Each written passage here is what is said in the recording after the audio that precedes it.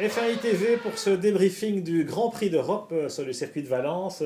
Mon cher Ziv, on se disait Valence, un circuit un peu les Grands Prix, les processions, hein, on se souvient des quelques années précédentes.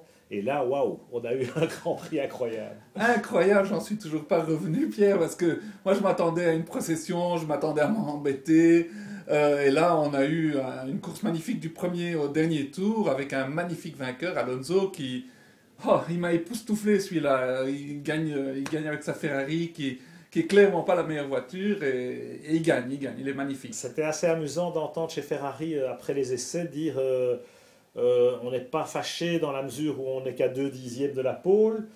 Sauf qu'on n'est pas dans le top 10, quoi, on n'est pas en Q3. C'est vrai qu'on a une séance de Q2 incroyable avec 12 voitures en 3 dixièmes. Donc ça veut vraiment dire que la hiérarchie de la F1 s'est resserrée de manière absolument incroyable. Alors on peut expliquer beaucoup de choses avec les Pirelli, mais ça, a priori, non, il n'y a pas de raison. Là, on est en performance intrinsèque, quoi. C'est la qualif. Et du coup, voilà, les courses deviennent. Alors, et en Q2, en Q3, pardon, en Q3, on avait tel qui sort un tour, un Giro de la Madonna, parce que là, tout d'un coup, il met une demi-seconde à tout le monde, alors qu'on voit que 5 millièmes peut faire la différence. De nouveau, hein, comme au Canada, un tour à la Senna extraordinaire. Et alors, c'est sa 33e pole. Hein, et là, il est troisième de l'histoire de la course automobile. Il n'a Hein, pas, il a la pas Formule encore 1. 25 ans, hein, Sébastien. Il n'a pas encore 25 ans et 33 pôles, le record de Clark et de Prost du nombre de pôles position. C'est assez impressionnant.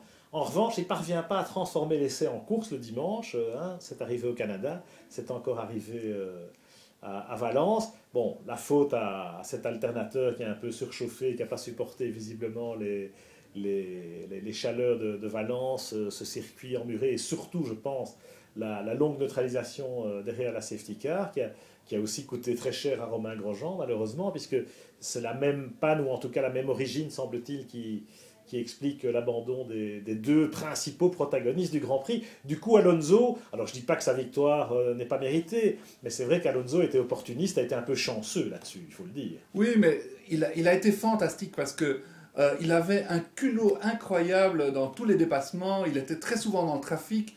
Il passait tout le monde avec une vista pas possible. Et Kimi Raikkonen, qui était derrière lui, n'arrivait pas à suivre le même rythme de dépassement.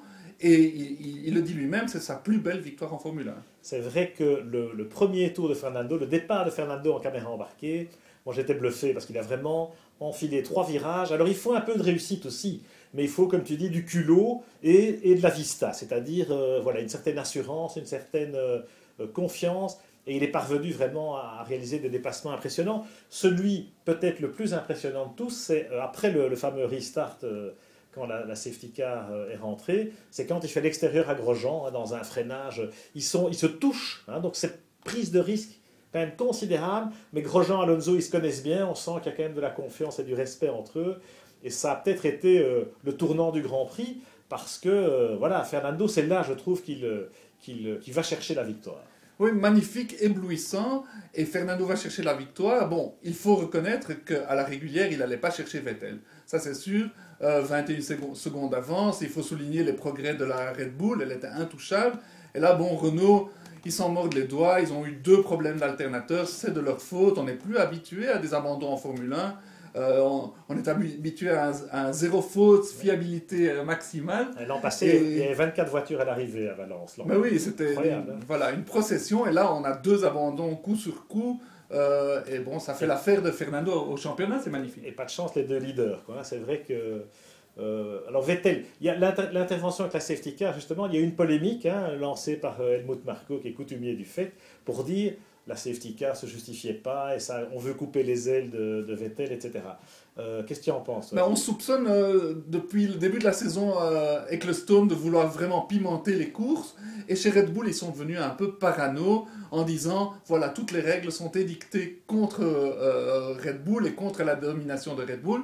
Bon, moi personnellement, je n'y crois pas, je ne veux pas y croire. Moi, j'ai envie de dire au docteur Marco, si c'est vrai, alors il faut mieux briefer Jean-Éric Vergne, parce que s'il y a safety car, c'est parce que Jean-Éric fait une queue de poisson à Heikki Kovalainen, un rookie mistake, comme disait Kovalainen lui-même. Bon, Jean-Éric, c'est une petite erreur de jugement, c'est dommage. Mais c'est ça qui provoque l'entrée de la safety car. Donc Red Bull, quelque part, n'a qu'à s'en prendre, n'a qu'à s'en prendre à Toro Rosso, en quelque sorte. Alors bon, on va évidemment aussi parler de la formidable performance de Michael Schumacher, qui est sur le podium, de retour sur le podium, 6 ans après Bravo, alléluia, sa victoire en Chine. On va y consacrer une séquence spécifique. Je voudrais terminer cette première partie quand même avec Lotus. Lotus qui on aurait dû avoir un 8e vainqueur différent sur ce Grand Prix d'Europe. Ça devait venir de chez Lotus parce que je pense que la Lotus était la voiture la plus performante sur l'ensemble du Grand Prix, même si la Red Bull a montré qu'elle était quasiment intouchable, en tout cas celle de Vettel. Qu'est-ce qui a manqué à Lotus finalement? La réussite avec Grosjean? Mais en tout cas, Grosjean, il avait une belle carte à jouer. En fin de course, moi je crois que si il n'avait pas eu ce problème d'alternateur, je crois qu'il aurait été chercher Alonso. Maintenant, de là à le passer, c'est encore une autre histoire. En tout cas, une deuxième place aurait été un magnifique résultat en soi. Hein. Maintenant, c'est vrai, mais cette deuxième place, ils l'ont quand même décroché, Lotus, finalement, avec Kimi, qui donc, revient donc finalement, le Vauvert. bon, ils peuvent être malgré tout, d'après moi, satisfaits. Ils font un podium de plus, ils font un championnat très solide. Ils passent peut-être à côté de la montre en or sur ce coup-là, parce que Alonso a ce petit extra. Hein. Quand il fait l'extérieur à Grosjean, quelque part, Lotus perd le Grand Prix à ce moment-là. Voilà. Mais ce n'est que partie remise, parce que Grosjean, il nous épate depuis le début de la saison. Il montre qu'il sait terminer les courses, qu'il ne se met pas dans le mur. Donc, moi, je crois que la première victoire de Grosjean n'est pas très très loin. Chez Lotus, il faut faire attention avec ça, parce que je pense qu'à force de dire que la victoire arrive, je me demande si la pression ne va pas être de plus en plus forte également. Alors chez Lotus, je me demande aussi si, à l'intérieur de l'équipe, sans vouloir polémiquer, il n'y a quand même pas un peu de tension dans le sens où Kimi, ok, il fait deuxième, hein, il était de nouveau, il faisait des bons de joie, comme vous avez pu le remarquer, de nouveau un peu critique sur sa propre course quelque part, sur le fait que Maldonado lui ferme la porte au départ, ok, mais enfin ça, il fallait réussir ton départ, hein, mon vieux. Et que c'est vrai que ça plante un peu sa course, et que surtout, il vit sa course, il fait sa course dans l'ombre de Grosjean. Et en qualif, il est derrière Grosjean, pas loin, c'est quelques millièmes, mais il est derrière Grosjean. Et je me demande si ça commence pas un petit peu à lui peser. Oui, ça c'est indéniable, ça lui pèse, et il est un champion du monde, tout champion du monde qu'il est, il se voit premier pilote d'office, et là, Grosjean marque des points dans l'écurie comme au championnat, et ça, effectivement, c'est lourd pour Kimi Raikkonen, qui n'est pas habitué à ce qu'on lui marche sur les pieds, c'est clair. C'est vrai qu'en course, Grosjean fait vraiment un sans faute. Il gère très très bien, il est super agressif au départ sans faire d'erreur, il est tout à fait dans le coup, il est facilement, on voit qu'il est facile, il est vite, il est naturel, que les pneus, voilà, il n'y a pas de dégradation, ou en tout cas beaucoup moins que sur les autres voitures. C'est le grand avantage de la Lotus, surtout quand il fait chaud.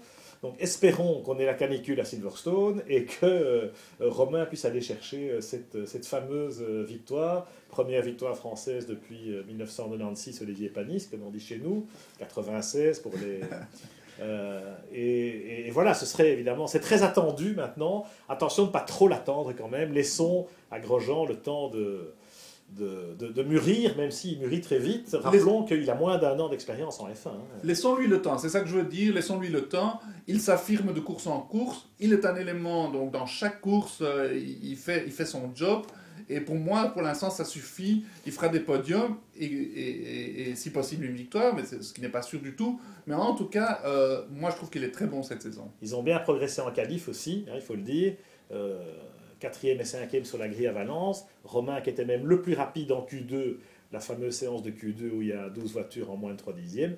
Donc voilà, maintenant il faut continuer comme ça. Je pense que sur le développement aussi chez Lotus, ça marche bien. C'est rassurant, même si avec une grille aussi serrée, avec une compétition aussi exacerbée, hein, difficile de lire la suite. Quand on voit le classement du championnat, c'est très ouvert, tant mieux. On n'a pas fini de s'amuser, on en reparle demain sur F1 ITV avec beaucoup d'autres sujets à aborder.